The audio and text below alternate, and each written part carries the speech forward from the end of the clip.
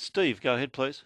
Someone just coming into the system won't get the healthcare card. That's my first point. But my second point is... Sorry, okay, well, let's explore that. You mean somebody... What do you mean somebody coming into the system? Just at that level. To the pension before the 1st 2017.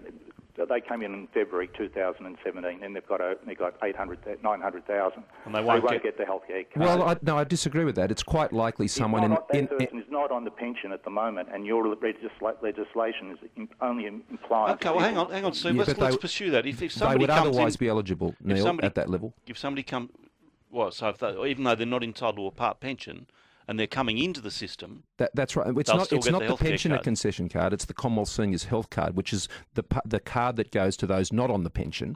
And if you're on, say, on that 900,000 or thereabouts, you would be likely to otherwise be entitled to that Commonwealth Seniors Health Card anyway. The vast majority of those who would be affected by these changes would otherwise be entitled. We're just going to guarantee it so no one misses out who were affected. Okay, Steve, another point? You're lying. Anyway, regarding the assets test, why are the people on high wealth clients not getting touched at all, where the middle class is being touched? In my case, I'm losing $300 a week. I've retired. I can't pick up that $300. I can't get a job because I based my retirement on $70,000 a year, and you've just taken $15,000 out of my income.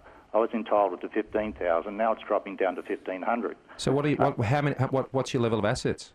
$780,000. So you have $780,000. Yep.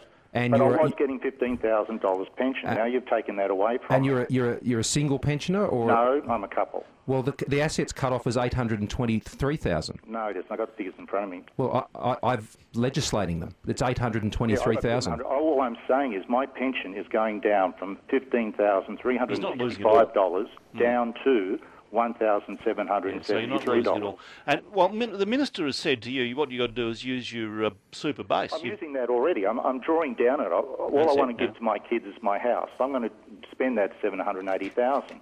But now you've changed my lifestyle completely, and I'm going to get down to these lower figures much quicker. That's my argument. And the wealthy are being untouched. Anyone who's got 1.2 million plus doesn't get caught in this at all. Well, they're not getting a pension.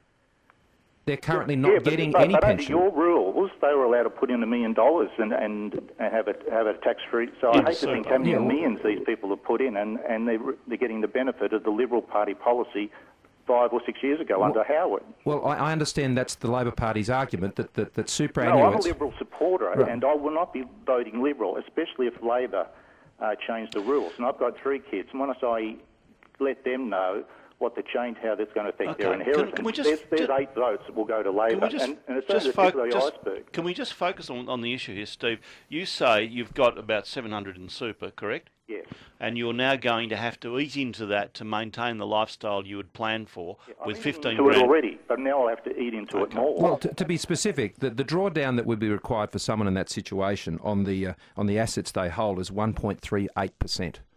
And so that's the additional drawdown on top of the drawdown that you would already required to do under the rules. 1.38. What's this drawdown of 1.38? What's that related to? It's the percentage of assets required to replace the age pension you would have otherwise received as a result of the changes in the legislation. So you'd have to reduce his capital by 1.38%. That's right.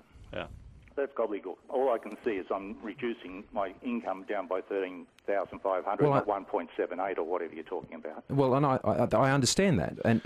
But this is the philosophical difference. You're saying that Steve and people like him have to use their base rather than to top up. And when they get to a level, which is 823,000, if you're not any longer getting a part pension, then the part pension will kick in again.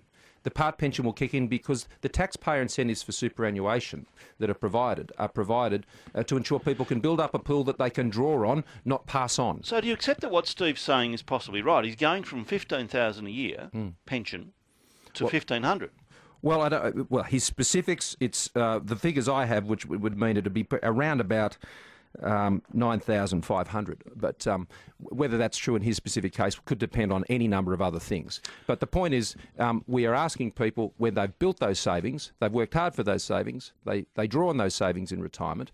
The pension is not a superannuation payment. That's not what it is. Superannuation is a superannuation income.